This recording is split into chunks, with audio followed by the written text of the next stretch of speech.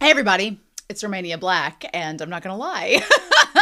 We're on episode 19 of Steins Gate, and to be honest, I'm recording this on a Friday, and it's gonna come out on Patreon tomorrow. I meant to get to it a lot sooner than I did, but I wanted to get to some of the comments, and so that was the first thing. And the other thing was this week's just been crazy, and so I just haven't had the time, and I know I want to devote a good chunk to this episode because you don't know what's going to happen, and so here we are. But I'm super excited. We've got a lot of comments to go to, so I'm going to be pretty brief. Last week was the Ruka episode.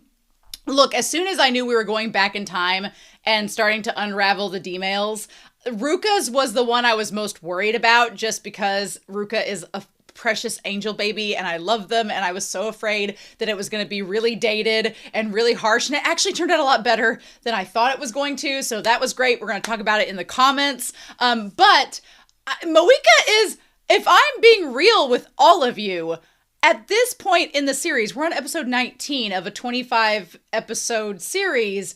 I honestly thought we would know way more about Moeka than we do. I thought we would know more about Moeka than we would Amane, and that's not the case at all. So Moeka's been this big question mark, other than she works for the ARC rewrite group, what we know nothing about them. So it's like, and what is FB? And so there is a bunch of mystery surrounding Moeka, and I guess since that's the next D-mail that needs to get finished, then that's gonna be next on the chopping block. But I'm so curious what we're gonna get out of that. So before we dive in, though, I do want to talk a little bit about some comments, specifically 17 and 18, before we dive into this episode, and about the dub for episode 18 as well. So Jake Collins did a solid for all of us, because I questioned in episode 17 what the Great King of Terror was, and so they put, the Great King of Terror is a prophecy of Nostradamus. Apparently it had something to do with a supposed calamity occurring in July of 1999.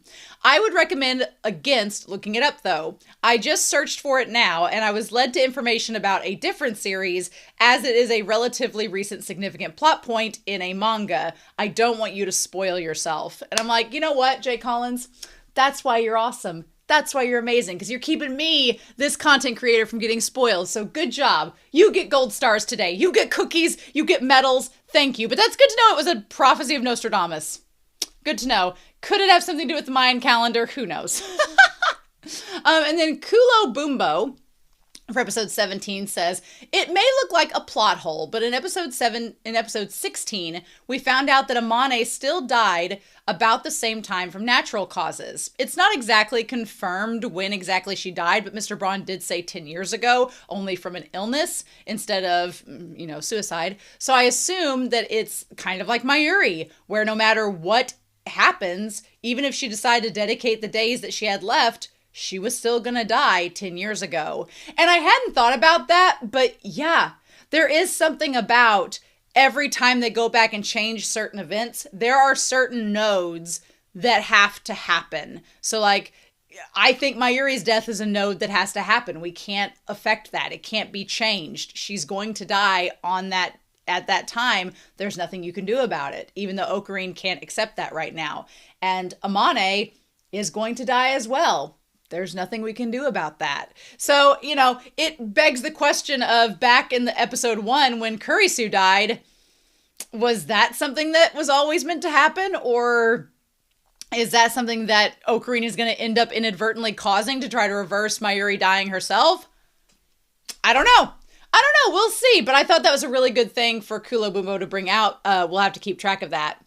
And then Alexander Q on episode 17 says, I totally agree that Okabe is being selfish. He is doing this not for the sake of the world, though it would help in the long run, as the change does bring us closer to the 1% change, but only for Mayuri's sake. And yet, it also seems, for a moment, if nothing else, that after hearing Ferris's story, he was struggling hard on what to do.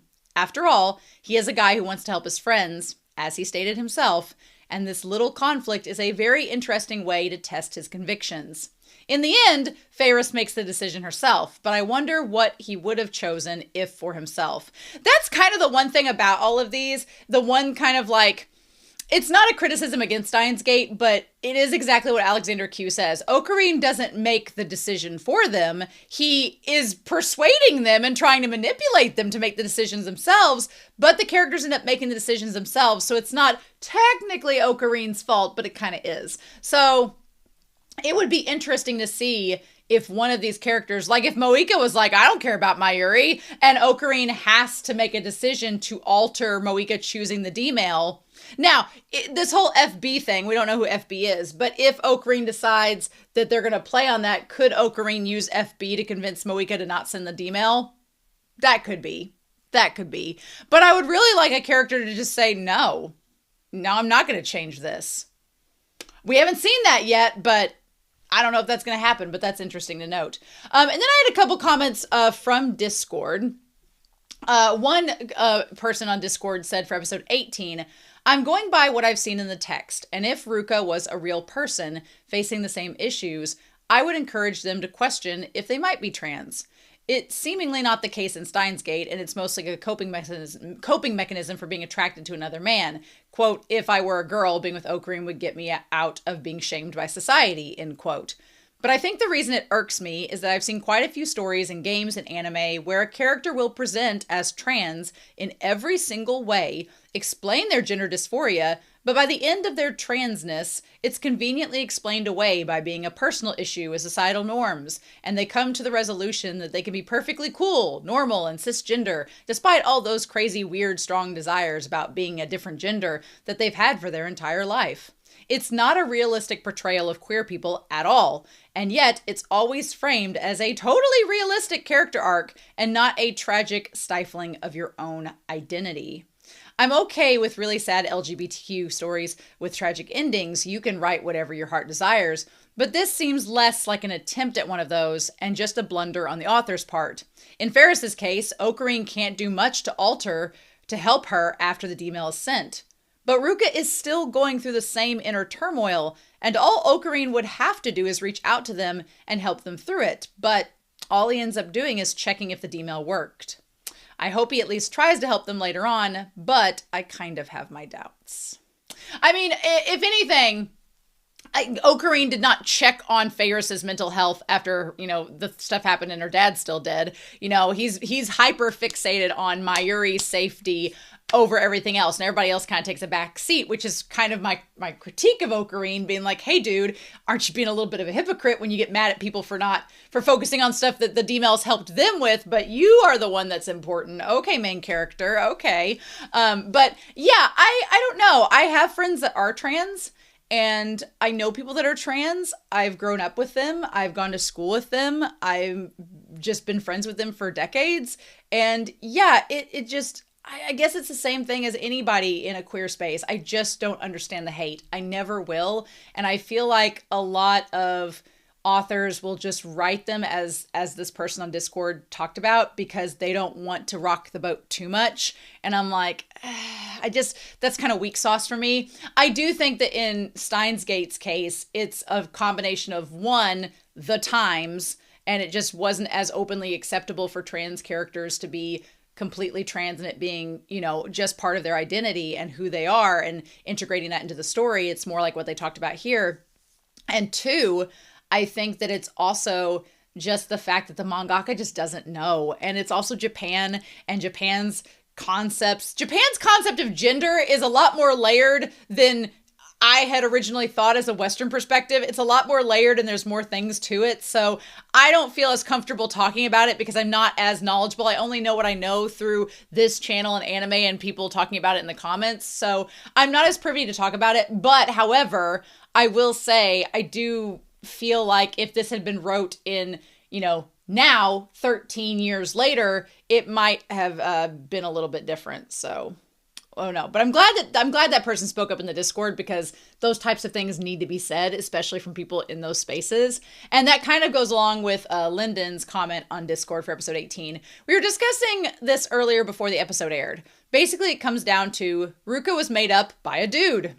The author is obviously sympathetic and tried their best, but ultimately, he just didn't have the personal experience to portray something this complex, so he simplified it to something that he and the less enlightened audience at the time could understand.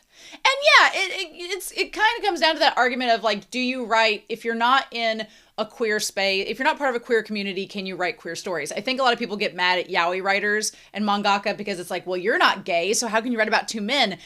That's a whole can of worms, and one day I will sit down and talk about why yaoi is a thing, why it matters, and why women can write those stories. But I do think that you can write stories about people of different cultures, different sexualities, different ethnicities, things like that. You just have to be respectful, and you just have to be smart.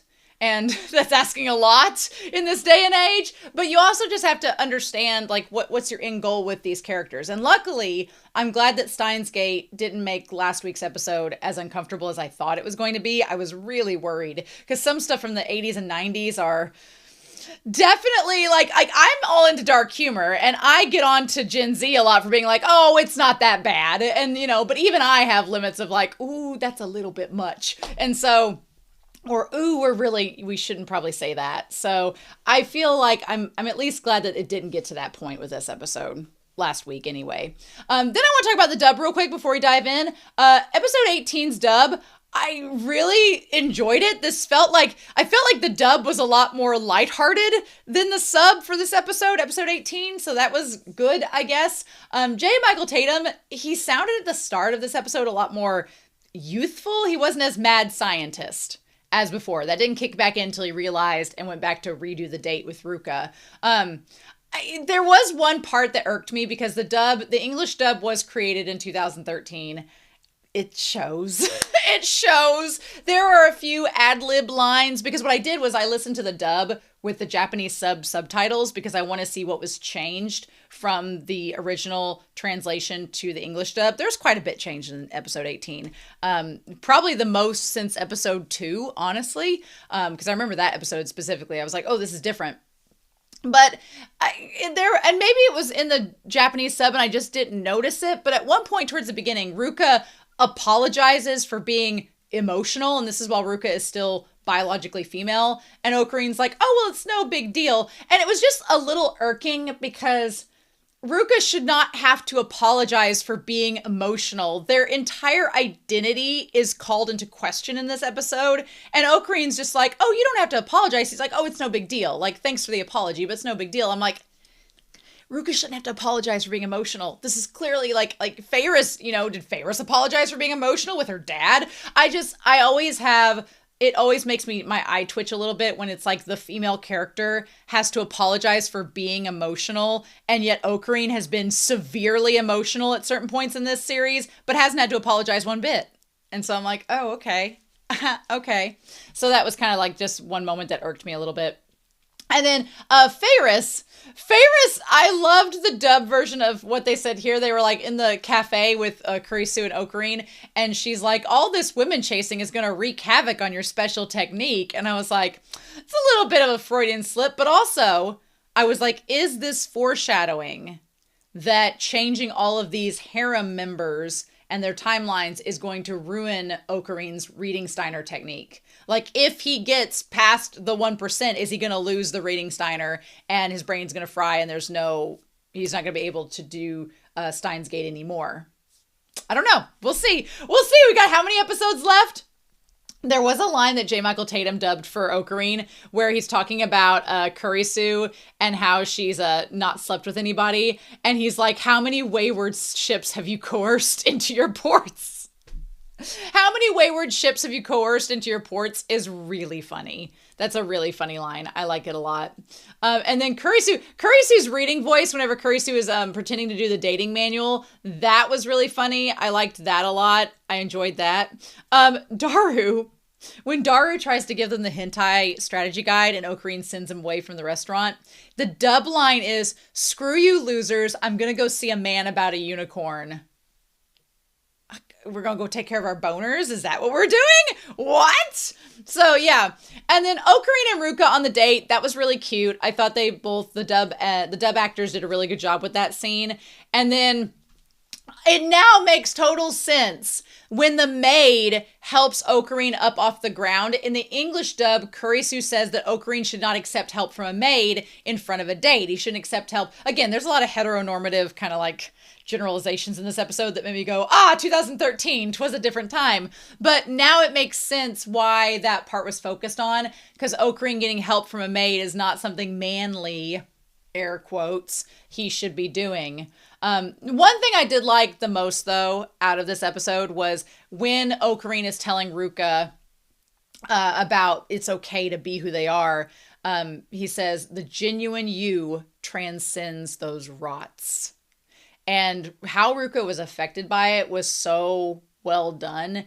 It's like, I love that message that part of the queer experience is just wanting to be seen as a person and being respected. Hell, part of the human experience is being seen as a person and respected. It's just people in queer spaces like Ruka are often marginalized so heavily that people who are not in those spaces are not. And so it was crazy. In the scene where Mayuri is like sewing, we talked about it in the Discord, but we were saying Mayuri was like one of the fates. One of the fates, like, what's these scissors? Like from Hercules with the thread. I was like, oh, that's so delicious.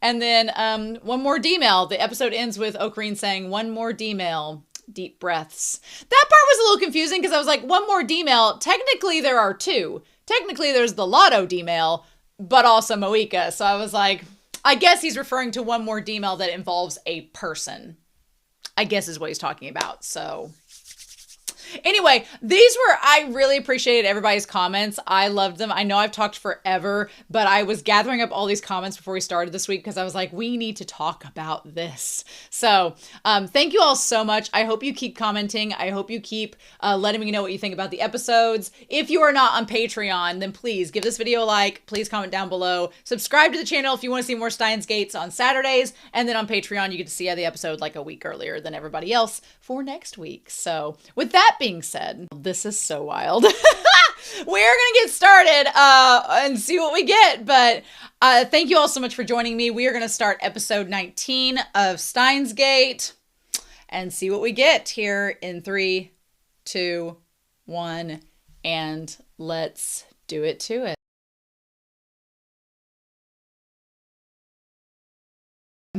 Is this the darkest episode of the damn season? Other than Mayuri dying, other than episode 12, is this the darkest episode? Episode 13 is pretty dark. Not gonna lie, episode 13 is pretty dark. I feel like my jaw was on the ground for most of this episode, and I was like, we're gonna talk about it. We're gonna talk about lots of things. We're gonna talk about lots of things in this episode, including APOPTOSIS. APOPTOSIS. We're gonna go back to the. You know what? I was just thinking this today because we're getting into the final arc of the season, as it were, from here on in. We're getting into the final arc of the season. And I was like, I thought to myself, the first 12 to 13 episodes of Steins Gate, I absolutely adore. I love them. I love the scientific breakdown. I feel like Whiteboard Coon had a nice workout those first couple episodes. And I don't have problems with episodes 14, 15, 16, 17, 18. I don't have problems with those, but they weren't as like science driven and let's talk about fun sciencey things. And it was more like just, okay, we're backtracking and trying to undo, and Okarin slowly unraveling, which but then we get APOPTOSIS and I'm like, oh, we're back, baby. We're back to talking about things. I'm so excited about that. So yeah, so before we dive into this, let's talk about APOPTOSIS, because I had to look it up. APOPTOSIS is the opposite of necrosis. We talked about necrosis back around episode 12, like episodes 9 through 12, I think we're dealing with necrosis. So this is about get this right.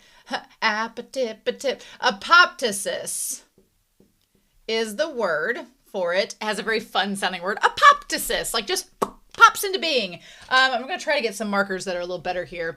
It's from the ancient Greek apoptosis, or falling off. Well, we have fell off the deep end. There's a lot to that in this episode. If you think of falling off, one, you think of Moeka falling off the rooftop because she, tried to take her own life before Okarin intervened. We have Okarin falling off the literal deep end in this episode because he's just finally cracked and had enough. And then just the falling off of, I feel like things are starting to spiral out of control. I feel like the Ruka episode last week was now like the little it's not so bad, and now we're in the deep shit, right? And I thought Moeka's text message was going to be of the least consequence. Apparently not. Apparently I was wrong. Very much so. Wouldn't be the first time. So it is a form, we're getting on here, a form of programmed cell death. I am, for the record, next year getting some new markers. We're going to invest in those because these are about dunzo.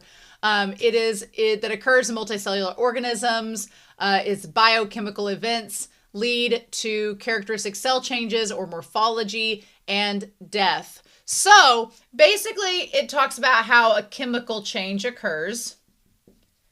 It's spurred on by a chemical change, which this whole second half of the season has been about talking about different changes that are just spontaneously created by undoing the D-mails.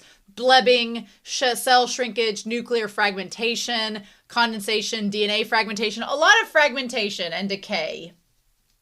Fragmentation and decay. It's cool to kind of talk about it as decay because if you think about it, they're trying to get to the 1% margin to go over the barrier. So you feel like it sounds like it's building up, but this term is talking about decaying. So it's like building down. So it's like you think you're elevating and doing this great thing, but are we?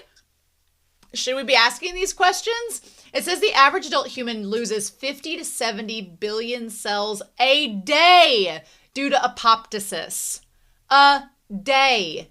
That's wild. The average human child between 8 and 14 loses 20 to 30 billion cells. That's crazy. Our bodies are doing things without us knowing it, and that's just insane to me. Crazy. So it says we're going to get a different color for this one. I'm going to go with orange because I think it's the best one that's the most alive, even though it's a little hard to see. In opposition or contrast to necrosis, here's where we get into the differences, right? So here's where our differences are, which necrosis, as we talked about, is a traumatic cell death, that is from an acute, the way they describe it, acute cell injury. So this traumatic breaking down of the cell, right, where it's just you can't put it back together. Apoptosis is a highly regulated and controlled process that confers advantages during an organism's life cycle. For example, the separation of fingers and toes in a developing embryo occurs because cells between the digits undergo a form of apoptosis that is genetically determined. Unlike necrosis, this also produces cell fragments. It produces cell fragments that are called apoptotic bodies and phagocytes that are able to engulf. I remember phagocytes from science because people in my class were homophobic as kids, and I was just like, or in junior high, and I was like, stop. So that's why I remember it. That are able to engulf and remove before contents of the cell can split out into surrounding cells and cause damage. So basically, remember back when we had that little diagram where with necrosis, we're gonna make a little thing up here. In necrosis, you had a cell. And then the cell started to get like all the things, and then it started to like build up and get a little bit blurry or whatever. And then the blurry cell would like burst, and then all the little cell bodies would come out. Remember that? And then it basically would kill the cell. That's necrosis. Here, with this, you have one cell, and then the cell starts to like alter or become changed. But instead of it bursting, it basically starts to fragment, and then kind of, it's not osmosis, but it starts to fragment off and then becomes two bodies instead of one. So the cells don't burst and just die. Instead, the cell fragments kind of like a starfish and becomes its own little thing. So how we do that in this episode is that it's so neat how they do this. Whereas episodes like 9 through 12 were talking about how Okarin and Kurisu and Daru and Mayuri and them did not realize they didn't realize the dominoes had already started to fall and everything was leading to Mayuri's death, which was a force that was a traumatic cell death. It was from things that they did not realize they were causing that led to that incident happening. Whereas with apoptosis, you have Okarin and Kurisu are literally regulating this process and controlling it of trying to go back and undo each demale to get back to where they were. But the problem is that as you change things, it's like the butterfly effect. The more you change them, instead of destroying the timeline itself, that's not what happens. Instead, you just create a butterfly effect that creates these new timelines, these new world lines. And it just kind of like starts to create the ripple that doesn't necessarily destroy anything, but creates new things. It's kind of like when you blow a dandelion and you go, whew, and all the dandelion seeds spread out. The dandelion isn't destroyed, it repopulates into more dandelions. So again, we talked about earlier on in the series about, what if Okarin can never get back to the OG world line that he wanted to? This is kind of leading to the problem with that is that with the apoptosis, you're not going to get back to this original cell. That's no longer possible. No. You may get back to a similar cell, but it's not going to be the same. And we haven't even gotten to talk about Mayuri and all of this yet. This episode's going to be wild to talk about. But this line here got me when I looked it up. Because apoptosis cannot stop once it has begun, it is a highly regulated process. It can be initiated through two pathways. The intrinsic pathway. So one way is intrinsic. And with intrinsic, that means the cells kill themselves because it senses stress. Kills itself because of stress. Wow, that is in no way, shape, or form connected to this episode at all. The other way is the extrinsic. With the extrinsic pathway, and that is the cell kills itself because of signals from the other cells. So it still kills itself. That's going to be very important later on. It still kills itself, but it's because of others involved.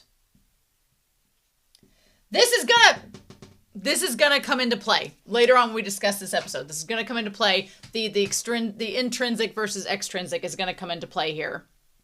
Saying weak external signals can also activate the intrinsic pathway of apoptosis. Both pathways induce cell death by activating caspasis or proteases, and enzymes that degrade proteins. The two pathways both activate an initiator capacisis, which activates executioner capacitus, which kills the cell by degrading the proteins indiscriminately. That whole indiscriminate is going to be a big thing too. So we're going to put this on here, indiscriminate. Yep, we're going to go back to that. We're going to go back and talk about that. In addition, as an important biological phenomenon, defective apoptotic processes have been implicated in a wide variety of diseases. Excessive apoptosis can cause atrophy, whereas insufficient amount of results in an uncontrolled cell and proliferation can cause things like cancer. So yeah, so it's like either, if you have muscle atrophy, your cells start to break down because they're not being used, but if they're overused and overstimulated, it can cause cancer when it mutates. So yeah. I think it's interesting to go back to this discussion from the first part of the series, because we talked about how with necrosis, they were talking about, the idea of we're trying to break everything down and it's just decaying and there's nothing we can do to fix it. Whereas here it's fixing itself, but it's creating all these other little world lines and problems along the way. So, so anyway, this is all interesting and well worth noting, but let's get back to the discussion of this. So we have Moeka, who at one point in the series was contemplating, I think the first thing we should establish about Moeka is that this girl is not mentally stable. And from the sounds of this world line in particular, has not been mentally stable for a while. So we don't know who FB is. We believe that FB is maybe a woman because she describes it as motherly.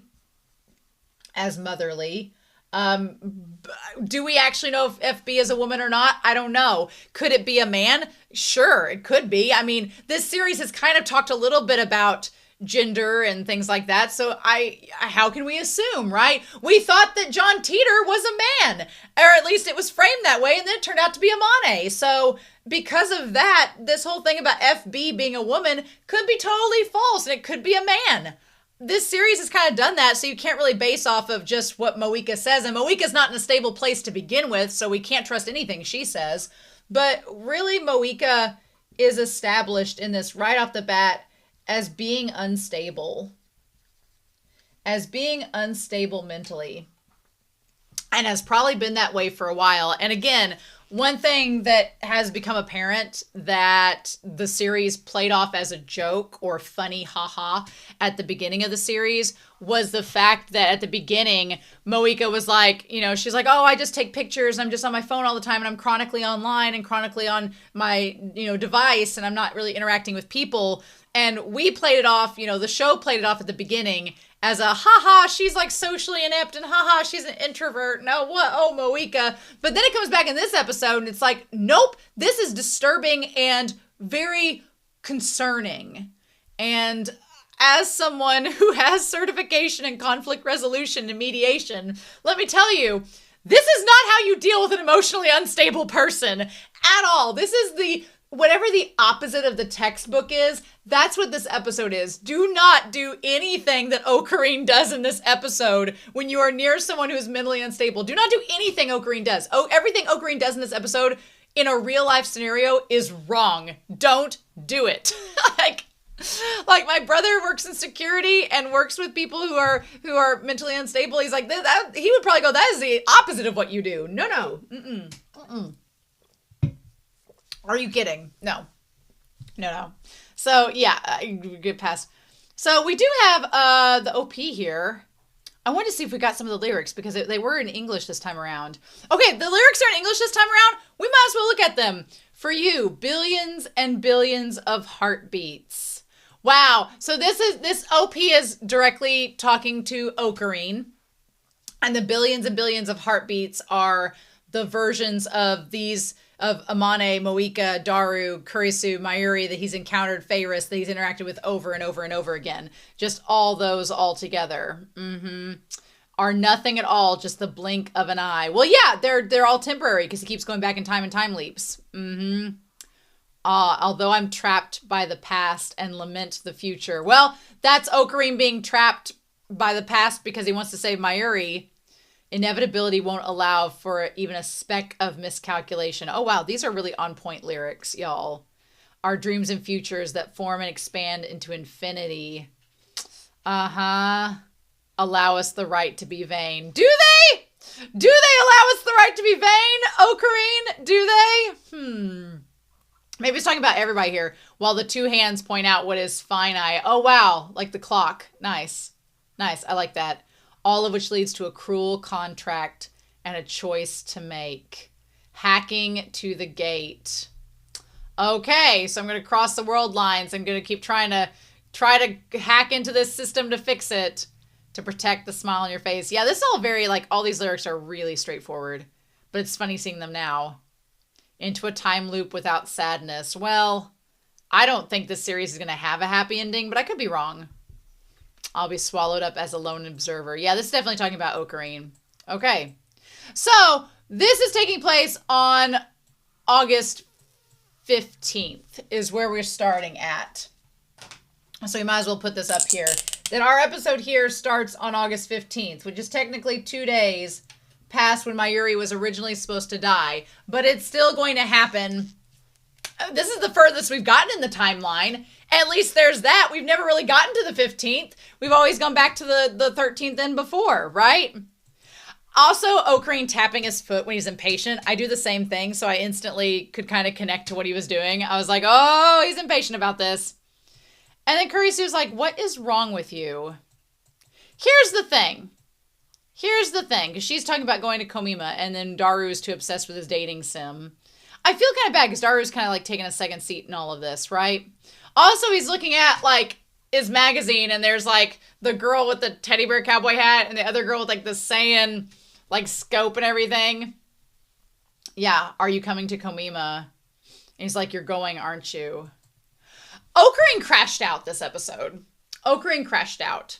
So we now know on the 15th, Mayuri was going to go to Komima, which is like a cosplay convention, I think. I think it's a cosplay anime convention. She was going to go, and she was going to invite, and she invites Kurisu to it this time around. Okarin, after last week's episode, after the whole thing with Ruka, I feel like Okarin was really just... It really probably impacted him, the whole thing with Ruka, and how, like, the mental toll of what's happened with Favoris and Ruka has really taken a toll upon him. And it's all kind of like he's just exhausted. And he's like, will you be back around this time? And he's like, yep. And Kurisu's like, man, something's up. And she's like, I don't know if I should go with you, Mayuri. And then Mayuri asks Okarin to go. This is the tragedy of it, y'all. This is the tragedy of it. And I've said it every episode, and I'm going to keep saying it until the very end of the series. Mayuri is asking Okarin to come with him, to come with her on that day, right? Is asking her. And is asking Okarin to come with her. And Okarin is so fizzled out and burnt out from all the time leaping at this point that he's just like, no, you're going to die anyway, so what does it matter? Mother Trucker, he should have gone with her and celebrated and had the best time. You went on a date with Ruka and you faked it till you maked it. I'm like, like this whole thing is for Mayuri's sake. This whole thing is for Mayuri's sake. And she's like, you could come with me to Komima. And he doesn't do it. He doesn't do it because he's like, oh, no, we'll figure it out. I've got to find a way to save you. And I'm like, in your quest, Okarin, to try to find a way to save Mayuri, you are neglecting Mayuri. You are distancing yourself more and more from her under this guise of protecting and saving her. And it's just, you just save her this time with her now. She's trying to make time with you now, damn it. And it's almost like he's forgetting that goal. As he gets more and more dedicated to saving her, he's forgetting the actual bond that they have. And it's horrifically Shakespearean tragedy. And it's driving me crazy. And I'm like, you should have gone with her, because even if you knew, and there's a part of me that gets it. He didn't want to go and see her die again. And you get that. But I'm like, my dude, this is all the time you have with her. You just have time. Savor that time, because you're going to remember those memories. Savor those memories. But I guess he didn't want to see her die. Or he's just getting further and further away from it. It's heartbreaking. It makes me really sad. So yeah, so the hourglass on the table is still slowly fizzling out, and Kurisu takes him to the roof. And honestly, whenever Okarin was like, how many times do I have to explain this to you? And she was like, what? At this point, Okarin, we keep going back to the same moments over and over again. And Okarin's like, I'm just tired of telling you the same thing again. The crazy thing is Okarin is getting more despondent and darker and more distant and aggravated. And the weird part of it is that the more he does, the more like comforting and caring and nurturing Kurisu becomes, which is such a wild twist, right? Such a wild twist. It's interesting to see that happen between them. Again, I talked about last episode, it's like a river song effect. But yeah, so they decide that she's going to go with Mayuri to Komima, and instead he's going to try to track down FB and then figure out how to make Moeka send the D-mail. So Endless Apoptosis. This episode is called Endless Apoptosis. And the idea of this being endless. That title now makes me kind of scared, because that to me suggests that no matter what Okarin does, no matter what he does, I mean, in some sense it's hopeful, Because you're like, oh, well, the timeline's going to keep going on. Don't worry. There'll still be more world lines. There always will be. But this made me a little nervous because the endless apoptosis suggests that no matter what he does, it's not going to matter. Mayuri's still going to die. It's still going to generate a world line without her. And there's nothing you can do to change that. And I'm like, we're going to talk more about it, though. So, yeah.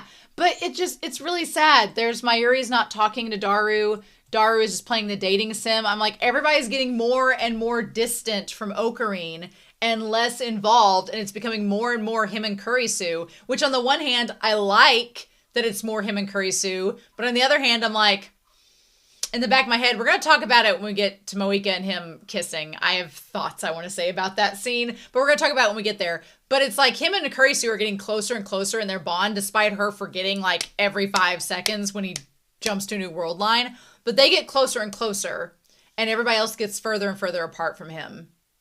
Which she is the mother of time machines, so wild times. But yeah, so they come up with this plan. And what's so interesting also is the position they are in relation to the beginning of the series. If you recall back at the beginning of the series, Kurisu was really down and really feeling dejected, and she was at the park. And Okarin jumped to the top of the slide and was like, well, that's okay. We'll go find your dad, which the dad subplot is like abandoned. Who knows where that, I thought we would be going way further into that, but nope. He's like, I'll help you find your dad and talk to him and everything will be right as rain. And he like cheered her up. Here, it's completely flipped. And now Okarin is dejected and doesn't know what to do. And Kurisu is the one who is inspiring him and motivating him and being like, come on, Okarin, you got this. Like, it's so wild. So yeah, so he's got Moeka's phone. And he's like, what am I going to do with this? Or he's thinking of her phone. He doesn't have it yet. And she's like, I'll go with Mayuri to Komima and you go look for Moeka. And I liked when she said, you know, you're not alone. You can talk to me about anything. No matter what happens, if you need for help or anything, I'm there for you. You're not in this alone. And he's like, you always have been. That's kind of the crazy part about this is that the more he goes back in time to when he first was meeting her, the more he knows about her and who she actually is, but she doesn't. So it's kind of weird. I honestly expected her to be more distant to him as he goes back, but that's not what's happening. Again, we're going to talk about my thoughts about that when we get to Moeka at her apartment. But yeah, she's like, you're never alone. So he looks up the ARC Rewrite website. I'm like, what?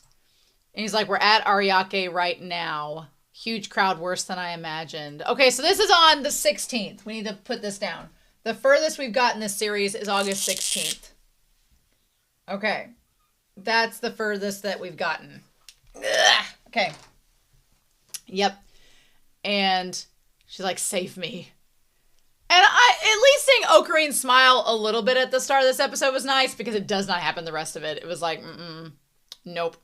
So yeah, no reply from Moeka, but I found where she works.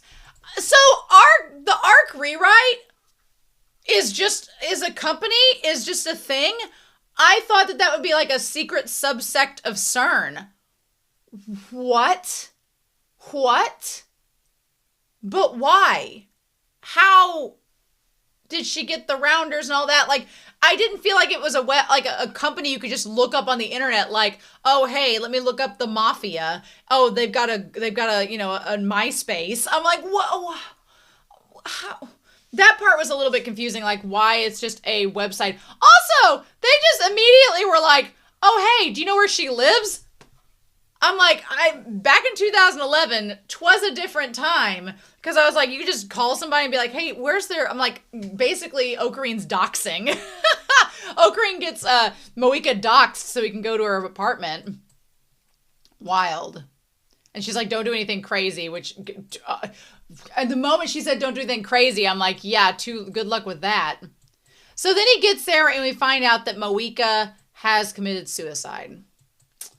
And it's like, what in the world? And here, this is kind of the crazy conundrum of it all. This is the crazy conundrum of it all. And the part that I'm like, oh, what a moral dilemma we have.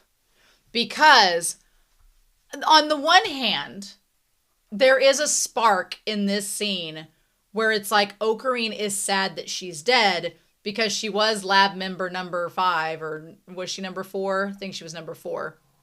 No, she was number 5. Kurisu was number 4, which Kurisu is death, which is funny. But yeah, Moeka was number 5, I think, or number 6. I think number 5. But she was a lab member, and so there is a part of Okarin that seems like he feels for her because she was a lab member. He knows she's a person, but then it's like he also knows she killed Mayuri. And here's the thing. I guess the point of it is that at first I was like, okay, well, if she's dead, is that going to impact Mayuri dying because she's the one that killed him? But no, we've established that a few episodes ago that Mayuri is going to die no matter what. Which, the fact that she died and Mayuri still died should have told Okarin that it doesn't matter. Until, I mean, I guess what if they cross that 1% barrier and in the new world line he goes to, she still dies? Then what? Then what? You know? He even says it at one point. And I'm like, which we'll get to. But, so he basically is like, no, I still need Mayuri to live. So he's in this weird tension between, am I saving Moeka because I genuinely don't want her to die? Or am I saving her because I need to find a way to undo Mayuri dying? So it's like, I can't have Mayuri live unless you live. So I need to make sure to bring you back. It's like, it's opening up a big can of worms. Most definitely. And he's like, what am I gonna do? I honestly can't wait to see this in the English dub. I'm a little bit concerned because J. Michael Tatum, I don't know if I want to hear him say some of these lines in English. I'm a little bit worried. Miyano Mamoru knows how to crash out in style. He did a really good job in this episode. The voice actors for Moeka, I mean, I've watched Death Note, which, you know, Death Note's been around for ages. If you don't know, I'm sorry, I'm spoiling that the main character of Death Note, guard your ears for 10 seconds if you don't want to know. The main character of Death Note is voiced by Miyano Mamoru. And Miyano Mamoru can prove in that series, and ever since I watched Death Note, I'm like, oh, Miyano Mamoru can crash out. He can voice that very well and do a great job with that. So I expect it with him. I'm not surprised with him. Moeka's voice actress, when she was trying to break down the door and get the phone, that was the voice of a woman that was having an absolute mental meltdown. And that felt real. That was scary. That was hard to listen to. And I was like, okay. That was actually terrifying. And even Okarin here, Okarin is like crashing out, being like, he's like, I have to save Moeka, but I'm saving the person that kills Mayuri. Like his brain is just trying to wrap around all of this. And he's like, I've got to go back and time leap to save multiple people now. Like nothing can be simple.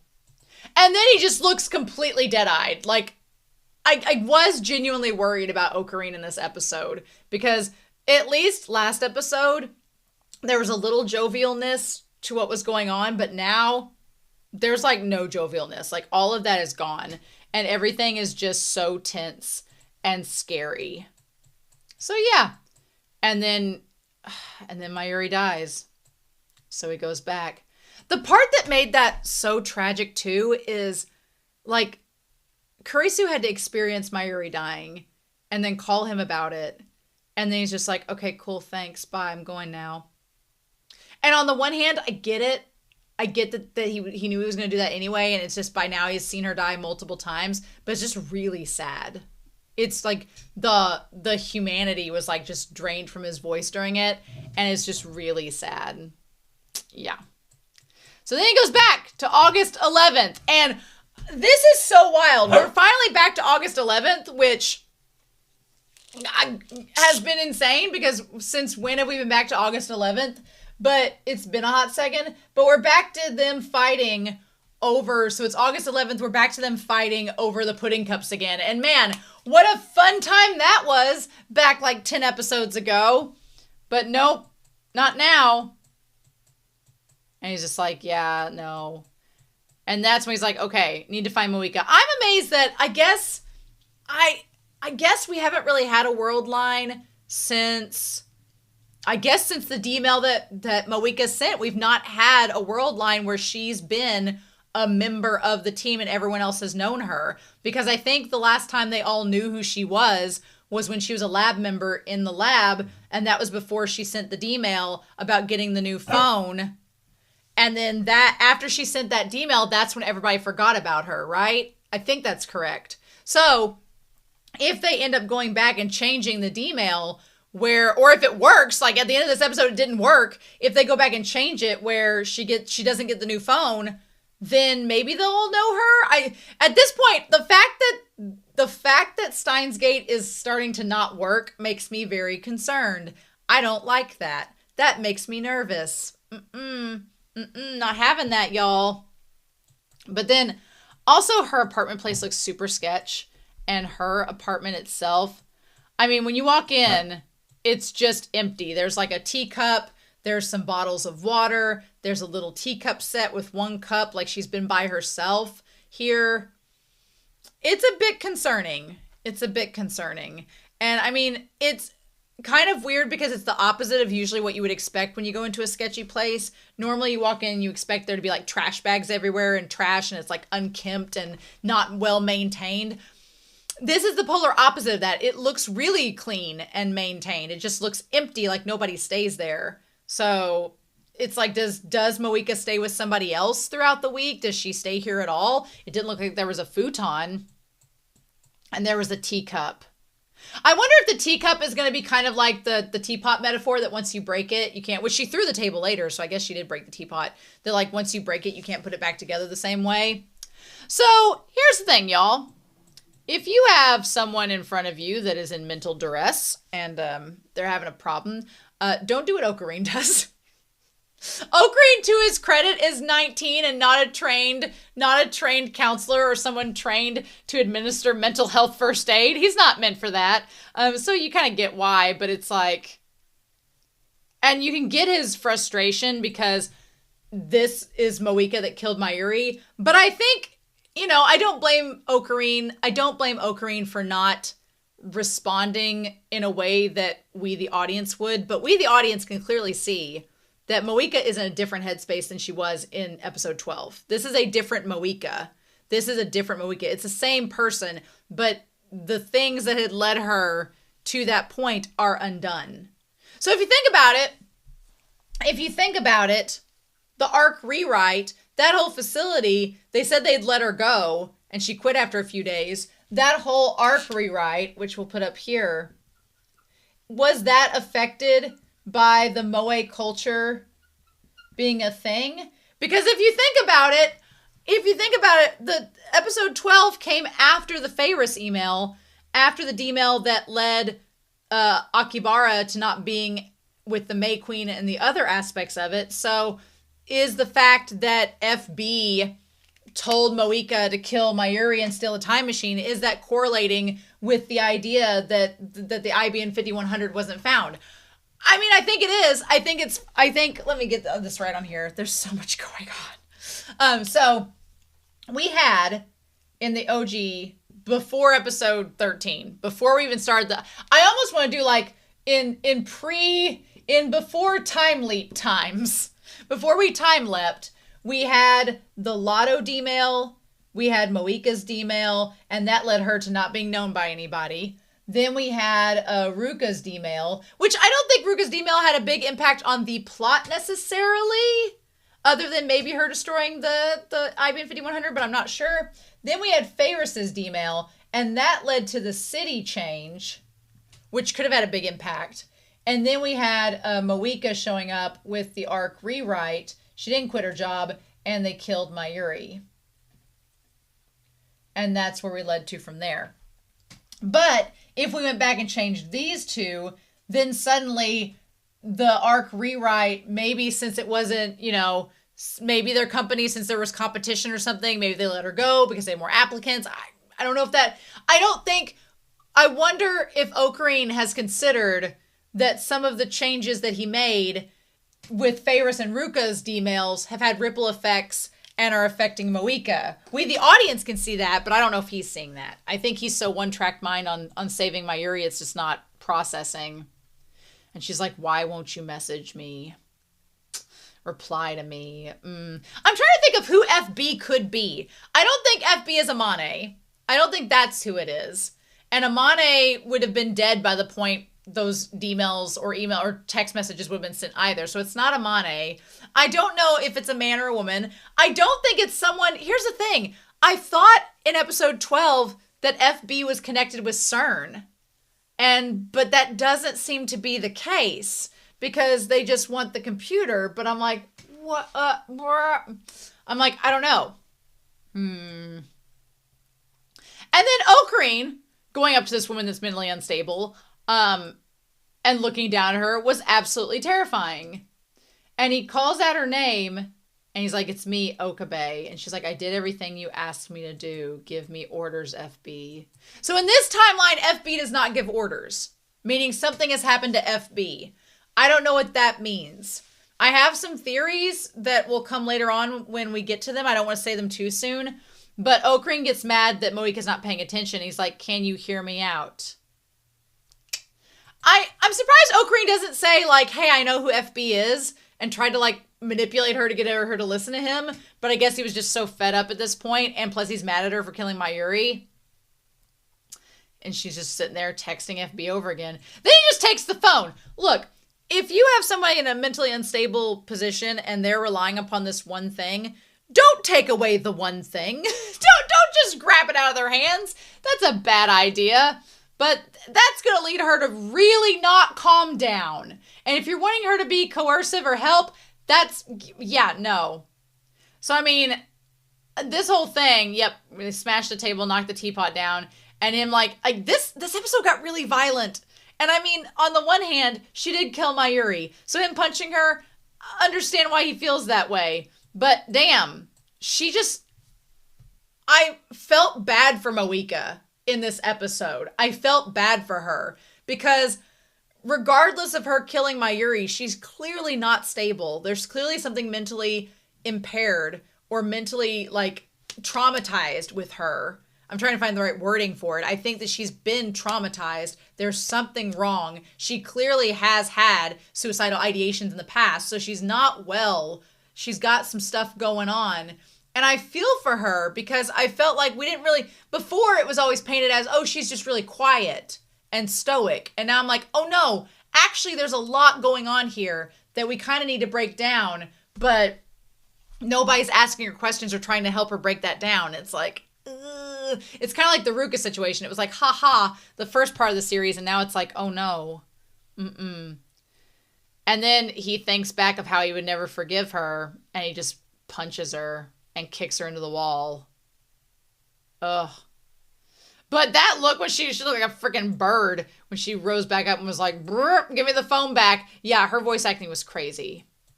It was insane. So he tries to get Kurisu to go back and change the text message. Meanwhile, downstairs we have a mixture of Sailor Moon, Cardcaptor Sakura, and Puella Magi Madoka Magica being watched by Mayuri and Mr. Braun. They're all watching it together, which is wild. Also nice Coca-Cola and Fanta placement. And he's like, okay, I'll send the text message. Get a new phone before they sell out. I thought the thing was for her to not get the phone. That's why I was like, I thought that the whole thing was that she got a new phone and the D-mail was to tell her to do so. Or, no, wait. So the thing was back in the past, she didn't want to get a new phone. She realized too late that she wasn't supposed to get a new phone. And so she texted herself to not do it. And that's what caused the world line to change. And so now they're trying to change it back. Okay. It not changing is a problem. Because it's not coming from FB. Yeah. And of course, Mayuri's like, you're doing the thing I told you not to. I feel at some point, Mayuri's just going to be like, it's my time. I'm just waiting for it to happen. And Okarin's going to be like, I did all of this. And he's not going to listen to Mayuri's wishes. So they realize that things aren't going according to plan. And then he goes back in. And that's when the table gets tossed at him. And he realizes the phone hasn't changed. And he's frustrated. So he goes back inside. And then, of course, the landlord's coming up the stairs. We're going to talk about it. She's like, give me the phone back, Okabe. Of course, her shirt would get unbuttoned where her cleavage is showing. Of course it would. Of course it would. Not does we get some classy cleavage, you know, of 2011. We're not gonna fully open the shirt up, but her cleavage is showing in this scene.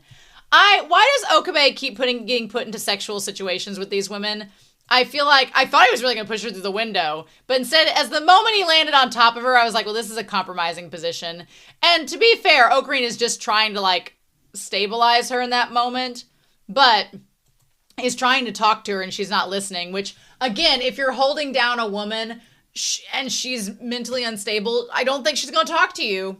Don't think that's going to make the situation better. He's like, what? And then the landlord speaks up. And so she's afraid the landlord is going to say something. And to be fair, what happens? Who kisses who? Because Okabe, does he kiss her? He kisses her, doesn't he? Here's my thing about it. I don't like it. I don't ever like when it's like, I don't think, because she bit his lip to get him to stop. So she clearly didn't want it. I was like, I don't like the non-consensualness of it. It irks me and creeps me out and makes me not happy about it. I get that. I think he could have strong-armed her and did it something different, but here's my thing. We started out with him and Mayuri, who are just like sibling bonded. And then you had him and Ferris went to his hotel room and sat next to him and then did the whole like behind the back, she like clung to him. And that was a little bit more romantic. And then you had Ruka, who went on the date with him and then clung to his back, and it was more romantic. And now you have him forcing himself upon Moeka while she's scantily showing her boobs, which is even more romance. So I'm like, is he gonna like make out with Kurisu? Is that where this trajectory is going? We're gonna make out with Kurisu and that's it? Is that gonna be where we lead to? Is he gonna have sex with Kurisu? Is that where this is headed to? I'm not gonna be opposed to that because she seems willing and wants to and consensual about it, but this was just kind of like, this felt like male fantasy harem moment, and I was just kind of like, it's kind of like where I went with it. I was like, oh. I was like, why'd we have to do it, Shonen, why did we have to do it? Why is it always that way? Because, yeah, and then the landlord's like, oh, she was screaming, but what scary couples nowadays? Sheesh. Like, you didn't check on him to make sure she wasn't being, like, forced upon or something? Really? I mean, the one thing is Okarin has no sexual interest in Moeka whatsoever, but that kind of almost makes it worse because he just forces himself on her and it's not consensual at all. And then she bites him and the blood lands on her boobs and she looks absolutely horrified. I think what makes it worse too is that this is a Moeka that has not killed Mayuri. Not only has she not killed Mayuri, she hasn't even thought about it that we know of at this point and instead contemplated taking her own life instead. So I feel like, the way Okarin handles her with this episode is like, it makes me want to scream, kind of. Yeah. So then she's like, what do you want? She's like, help me get the phone back. She's like, I'll do whatever it takes to get the phone back. I just need it back again. And he's like, well, you should have received a strange email 2 weeks ago from your future self, which was when she was supposed to get the new phone. He's like, tell me what it said and you can have it back. And of course she's like, and here's the thing, he gets mad at her for not telling him, but I'm also like, you also forced yourself upon her, are leaving bruises on her arms with how hard you were holding her. I don't blame her for not telling you, to be frank, you know? He's like, can't you tell? He's like, was it about the IBM 5100 or the rounders? And he's like, oh, am I right? When he said, oh, am I right? I was like, oh, God, he has, like, lost the plot. What did the message say? Don't you want your phone back? And she's like, I can't betray. And then she's like, I don't want to betray FB. And then, honestly, she says, my orders come from FB. Every FB is everything to me. And he's like, this person is calling the shots. I mean, and here's the sad part is that Okarin, the parallels between Okarin and Moeka in this moment are kind of crazy because technically Mayuri's calling all the shots you're doing all this for Mayuri. Everything you're doing is for her sake, to save her. And here you have this woman struggling under you that's saying she's doing everything for FB's sake, which pot calling the kettle black is kind of like what you're doing. But then we get into this. She's like, yeah. And then he goes, well, you can't betray FB, how nice and loyal of you. I was like, oh my gosh, but this FB doesn't seem to give a damn about you. I don't like, this side of Okarin. This side of Okarin is scary, and it doesn't feel right of him. And I'm like, again, not things you say to someone in her position. You just should not do that. That's not, because he talks about abandoning her, and I'm like, that's really not the way I would have handled that. Really wouldn't have tried to bend that way to her. Oh, that shot of him like leaning in towards her. So we have these like moments in the past where she's like looking down at her phone. She has the different phone, and there's like the weed growing up from the concrete. Oh my gosh. She's like, FB saved me. Uh-huh. No. And he's like, no, you were used. What's interesting is it seems like when she was a school kid by herself that FB contacted them. And then we go back to that moment of her on the rooftop. And then we see, 2006, June 21st, 2006 is when FB first texted them. Holy cow. Okay, so this is 2011. So 5 years ago, on June 21st of 2006 is when FB texted them, 5 years ago. So if we say Moeka's like 20, she would have been 15 at the time. So a teenager. Rounders wanted. Do you know how I know that? And so FB is like a mother to me. And so it says, what sort of work do I have to do? And then it says, well, I would provide work best suited for each person. Okay. I have a type of time machine. The email from the future is proof. Even work that I could do. Yes, there's nothing. Was that one email say there? I like that it says end at the end, which is crazy. He says, yes, there's nothing to worry about. FB made me feel needed. I've never had a job before. I don't have any skills either. But the subject matter is I'm sorry, which made me think of Amane in the beginning. It was like, it made me think of Amane for a little bit. And I was like, no, I don't think that's it at all. Doesn't make sense. It said, that's okay. Let's work hard together. So yeah, and then that's all it took. And there's a really interesting commentary here that for 2011 is pretty poignant and relevant to now. And Okarin just can't seem to wrap his head around it because Moeka, that's all Moeka needed was to see that text message and be like, oh wow, I found this sense of belonging from this person that asked me to do this job. And I'm like, well, I don't have any skills. And they're like, that's okay. We'll worry about that later. You can help. We'll work together. And for someone that's been alone and was at their lowest point contemplating taking their own life, that knowledge that somebody was willing to work together with them is like the biggest lifeline that could ever be extended to them. And it shows them like lifting up their head, and from the glasses where you couldn't see anything, you can suddenly see their eyes. Yeah. And so Moeka's just like, and Okarin's like, I've seen what happens. And then he says, you're going to take your own life. I don't know if I would have told her that. I don't know if I would have told someone. Now, to play devil's advocate for Okarin, he has no clue that she tried to take her own life 5 years ago. He doesn't know that. But even in time travel stories, I'm like, don't tell somebody that they're going to die, especially when it's like within 4 days. That's not good. That's not good at all. And that makes her freak out. As it would anyone. He's like, you keep waiting to hear from FB until you die alone in this room. And that's the thing too. Does Okarin know if she was waiting to hear from FB? He's making some assumptions. And I'm like, And so yeah, like he was really scary. He's like, when's the last time FB responded? You've been waiting all this time, haven't you? Odd, don't you think? I'm like, there's some scary manipulation in this moment. With her especially. You're going to die here. And she's like, no, in this dark and empty room. I'm like, oof.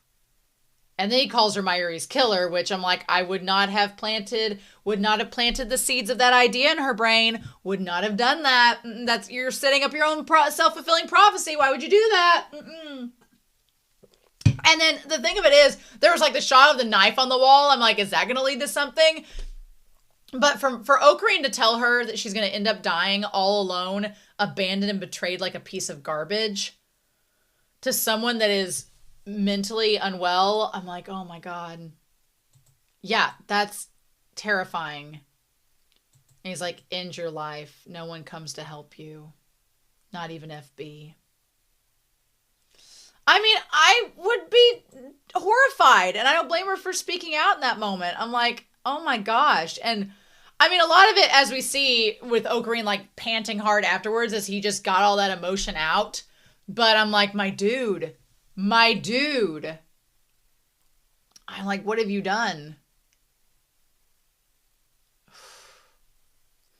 Yeah, and then there's this big silence afterwards, and he finally lets himself and gets off of her.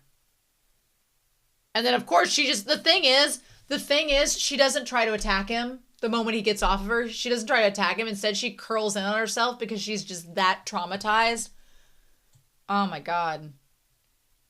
And then rather than, and I get that she killed Mayuri, so why would he feel this way? But rather than just being like, wow, I just did something really scary, he turns back to the cell phone and back to the mission. And I'm like, Jesus Christ, Okarin. And goes back to all these texts from her, which we know from the past that she has had all these from FB. And there was one from somebody else on the 4th. We don't know who that was. It was some random text on the 4th. Oh, I feel for Moeka in this. Now, did she say I'm sorry? He said, you said FB's like a mother. Maybe he said FB. Maybe he said he was sorry. She's like, I think so. This part here, though, where she's like, we've never met. She's like, I'm sure she would hate me if we did. Okay, 2 things. One, that's the saddest thing about this. I'm like, Moeka is absolutely gorgeous. She's beautiful. She seems like when she's not, like, other than killing Mayuri, before that, I was like, she seemed perfectly fine, like as a person. But she's gorgeous. And I'm like, why would they hate you? Like, you don't seem like a terrible person. I think he's like, well, it sounds like you've never even talked on the phone. He's like, how could you take orders from someone like that? And it's so funny this was made in 2011, because the moment I heard that line, all I could think of was like, my brain was spinning going, well, think of all the parasocial relationships now. Think of how, like, celebrities and all of that. I mean, hell, look at 2001 Zoolander. I'm like, if you think about it, people online, especially those that are in these silos of loneliness, or people that don't feel like they have anybody, it's so easy to latch onto a parasocial relationship. It is, because you don't feel like you have anybody else, and you make these connections online. You don't have to talk to them. You don't have to see them in person. You just develop them, and it can get out of hand real quick. And this episode being made as far back as it was is kind of a crazy precursor to that. But yeah, so then at that point, what does he say there? Well, how do we get to the Mayuri part? Because he goes back and says, well, what do you mean you've never met them? How could you take advice from somebody that wasn't online? And that's when he says, how could you take orders from someone like that? She gave me a place where I belong. And he's like, a place where you belong? Do we think that Mayuri is FB? I don't think so. I don't think that Mayuri is FB. However, in the OG timeline, when Moeka was having a place to belong with them and became part of the crew, she was, she got that new phone and everything, or it seemed like Moeka in the OG timeline before they sent the email was slowly becoming integrated into the group.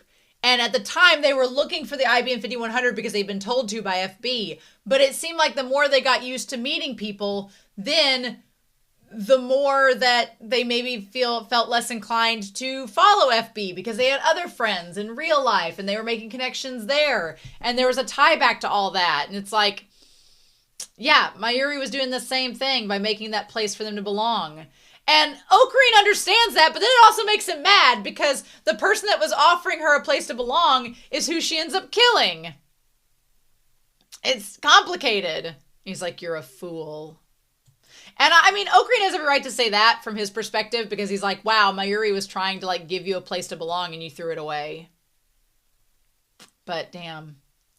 The retro PC. What does it say there? The retro PC, I'm going to go back to that. Stored at Yanabayashi Shrine. So, we find out that FB told them that the IBN... Or wait, IBN 5100 is at the shrine. And here's what ends up happening. Procure it at once. Okay, so that was what Moeka told FB. And FB said to procure it. So whoever FB is wants the IBN 5100, which is... I don't know. I don't want to say that the FB is a Amane. I don't think that's the case. But this is oh my God. Oh no. Is this a Oedipus-like self-fulfilling prophecy? Because what if FB is Amane? Because Amane went back into the past. And, oh my God. Amane went back in the past and was interacting with Faris's dad to try and procure the IBN 5100 to get it to Okarin.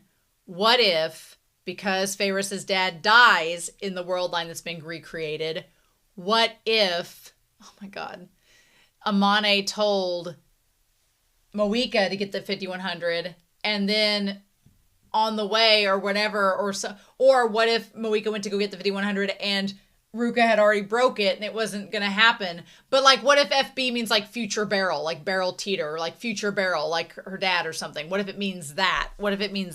Oh my God. I'm just saying, what if this whole thing about getting the IBM 5100 was meant to help Okarin and we've created our own little time loop of all these things happening? It makes me scared. It makes me scared to find out what the truth is. So they decide. I also feel bad that when he turns back, Moeka's just in the floor. Just absolutely miserable. It's heartbreaking. And he's like, we'll undo the D-mail as planned. Approximately 11 a.m. on July 31st. Okay, the sand in the hourglass stopped. The sand in the hourglass stopped. That's not good. Because it's the 11th of August. That's not good. Uh-oh. So the hourglass sand has stopped. 2 days early. Right? And they're going to set the D-mail back to July 31st. Which this whole series started out the 28th. So we're getting closer to that 28th mark. We're getting closer to it. Why did the hourglass sand stop 2 days early? Why? Where's Mayuri?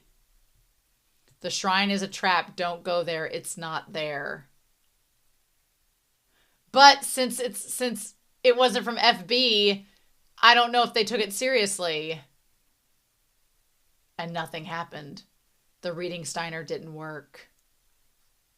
Uh-oh. And is Mayuri dead because the hourglass sand stopped? Is that the case? Oh my God. Here's the thing too. The last 2 times they used the D-mail, it was sent by the person and they wanted to make the change. Ruka wanted to make the change in the last episode. Faris wanted to make the change in the episode before that. Because Okarin has reached his breaking point and because he has no sympathy for Moeka at all because she killed Mayuri, the same methods of his charm and charisma affecting them like Faris and Ruka were affected is not working on Moeka at all. And it's like, uh-oh. And so then he goes back to her. I just feel bad for Moeka. He tosses the phone saying, I'm going to look for FB. Do you know where she might be? I guess you wouldn't tell me anyway. She said, earlier you said I killed someone. Is that in the future? He's like, yeah, if you'd kill if FB ordered you to, right? She says, I would. Even if, and Okarin, that would hurt. That would hurt to hear someone tell you that, yeah, I'd kill your friend if I was told to. And he's like, even though you knew you were being used. But I'm also like, you weren't exactly treating her the best to suggest she should do otherwise. And she doesn't answer that question. And the thing about it is, I'm like, Okarin had such delicate gloves around Ruka and such delicate gloves around Ferris, but his hatred and anger surrounding Moeka killing Mayuri makes him say, well, then that's how you die, completely dependent but abandoned. And I'm like, mm-hmm. And then he says, in 4 days on August 15th, the world has set your death in stone. There's no escaping it. And the moment he said that, I was like, well, you said her death is set in stone. What about Mayuri's? What about Amane's? Like, here's the thing. In the original timeline, where Mayuri died after the arc rewrite and they took the time machine, was Moeka destined to take their own life 2 days from now? Like back then? Is that how it was going to happen? There's no escaping it.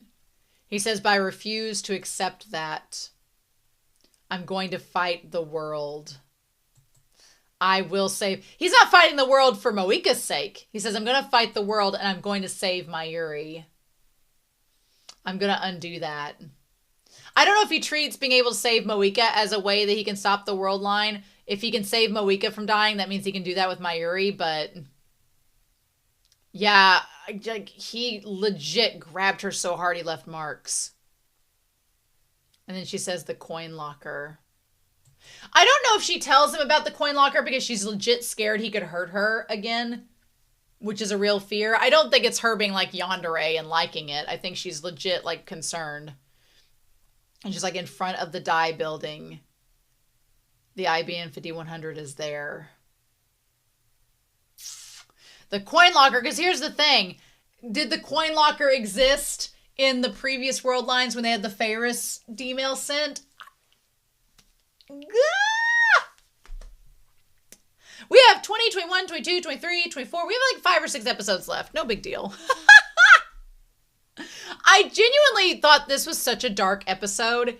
I legit felt bad for Moeka. And I didn't think that was going to happen. After Moeka killed Mayuri in episode 12, I'm like, oh, I won't feel any sympathy for her. I did in this episode because girl has a lot of things going on. And this made me feel a lot for her. And also, I don't like dark Okarin. I don't like Okarin at this stage. Speaking of which, we should probably go back to the villain's tridecagon. We haven't visited that in a while, have we? No, we haven't finished that in a while. So, last time we left off, we were at step 8, which was villain tricks innocent youth into being a pawn, which was Amane. Step 9. Either the aforementioned youth or someone related foils those plans. Amane foiled the plan to change with the time machine. So step 9, check. Okay, step 10 of 13. Create a cult with the intent to recreate stages 3's power, which is learning of the great forces at play. I mean, technically, the cult would be Daru and Kurisu and Mayuri and the harem. They literally have become a cult trying to change the past. So yeah, check. Step 11. Once more, due to unforeseen circumstances or unforeseen consequences, fail. Usually, it's the end of the tridecagon in most situations. So, okay. Well, that could be the end, that Okarin just keeps failing. We could keep seeing failing. But step 12 is if the context calls for it, team up with either the past self or the unknown force to gather even more to carry out the final goal. 10-2, if you will. So I guess we're at step 12 because I don't think that we're Okarin's not gonna, he's reached this point here where we're at step 11. We're at step 11 of 13 of the villain's tridecagon, where it's like we keep failing, but we're not going to end. So now it's like he's basically teaming up with trying to find FB and get closer to this force to try to carry out the final goal. And then the fork in the road is step 13. You either win or you lose. Okay. Well, I guess we're going to find out. And I have talked well over an hour about this episode. Oh my gosh. But it was worth it. Worth it 100%. So I'm super excited to hear y'all's thoughts down below. Holy cow.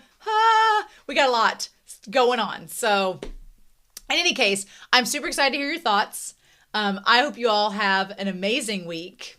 Please stay safe. Take care. And yeah, Whiteboard Coon is probably going to be back. And I'll try to watch episode 20 a little sooner than the night before. Because I want to know what we're going to do with Moeka and what we're going to do next on episode 20 of Steins Gate. And I'll see you there. Bye.